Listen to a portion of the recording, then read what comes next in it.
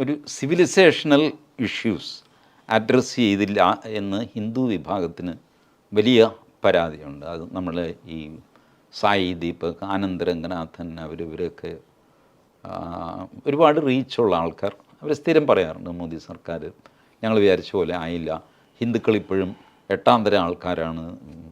Anand Ranganathan book വരെ ഇറക്കി, Hindus in Hindutva 8th class citizens എന്നൊക്കെ പറഞ്ഞ്.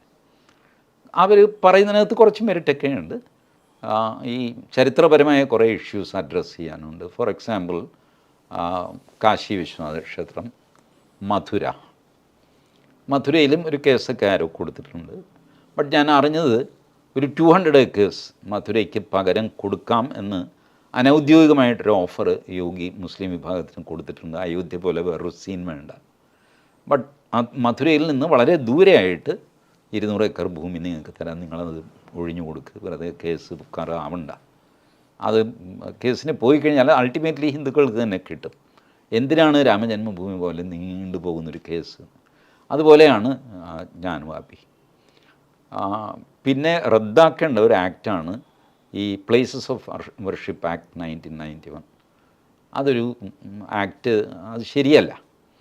ബട്ട് അതേസമയം ആ ആക്ട് നിൽക്കുന്നതുകൊണ്ട് പ്രശ്നമില്ല എന്ന് വിചാരിക്കുന്ന വക്കീലന്മാരുമുണ്ട്. ഇപ്പോൾ വിഷ്ണു ജെയിൻ ആണ് ഈ വാരാണസി കേസ് ഫൈറ്റ് ചെയ്യുന്നത്. Vishnu Jain one of the finest brain I have ever scene.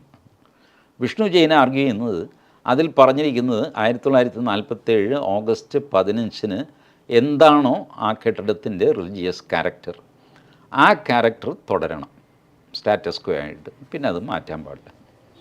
Now what is religious character? പുള്ളി പറയുന്നത്, നമ്മുടെ അമ്പലത്തിൽ കള്ളൻ കയറി, കള്ളൻ ഇറങ്ങുന്നില്ല, കള്ളനെ ഇറക്കി വിടാൻ ഒരു 6 മാസം എടുത്തു എന്ന് വെച്ചോ, അത് അമ്പലമല്ലാതാകുന്നില്ലല്ലോ. 6 കൊല്ലം എടുത്തു എന്ന് വെച്ചോ, അപ്പോഴും അത് അമ്പലമാണ്. കള്ളൻ കയറിയിരിക്കുന്നേ ഉള്ളൂ. കള്ളനോട് ശ്രീകോവിലിൽ അല്പം അടിച്ചോ തൊഴിച്ചോ പിടിച്ചോ, അല്ലെങ്കിൽ അവിടെ ഇരുന്ന് കള്ളു കുടിച്ചു, ഇതൊക്കെ ചെയ്ത് വർഷങ്ങളങ്ങ് പോയി. ബട്ട് സ്റ്റിൽ അത് അമ്പലമാണ്.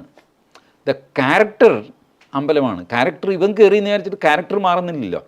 എൻ്റെ വീട്ടിൽ കള്ളം കയറിയാൽ എൻ്റെ ക്യാരക്ടർ മാറുമോ? I will still B Mohandas.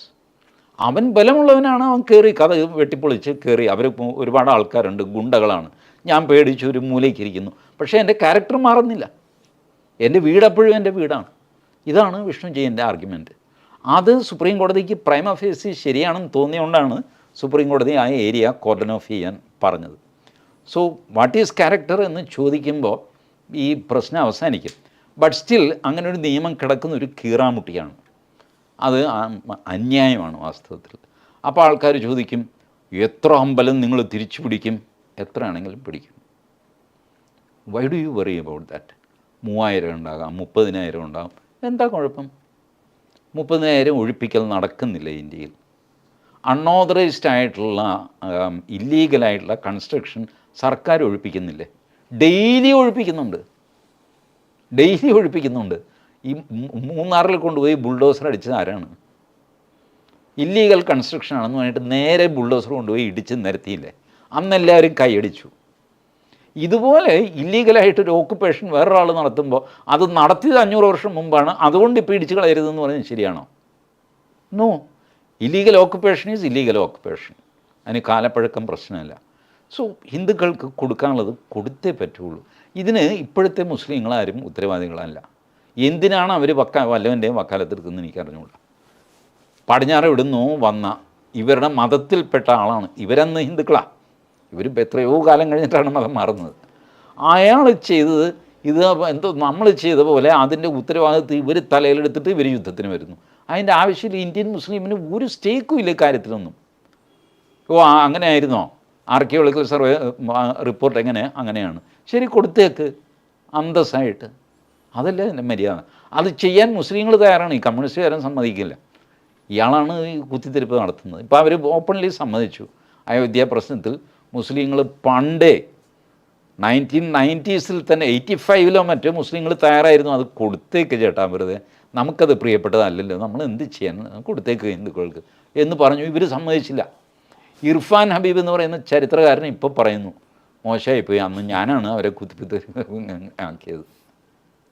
ഇത്രയും വർഷത്തിന് ശേഷം എത്ര മരണങ്ങൾ, എന്തെല്ലാം കേസുകൾ, എന്തെല്ലാം വഴക്കുകൾ. ഇതൊക്കെ കമ്മ്യൂണിസ്റ്റുകാരുടെ ബൗദ്ധിക തലത്തിൽ അവരുടെ സ്വാധീനം ഇപ്പോഴും ഉണ്ട്. നമ്മൾ പറയും കമ്മ്യൂണിസ്റ്റുകാർ ചുരുങ്ങി ചുരുങ്ങി കേരളത്തിൽ മാത്രമായി എന്ന്.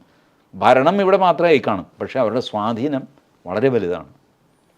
അതാണ് രാമജന്മഭൂമിയിൽ അവർ കാണിച്ചത്.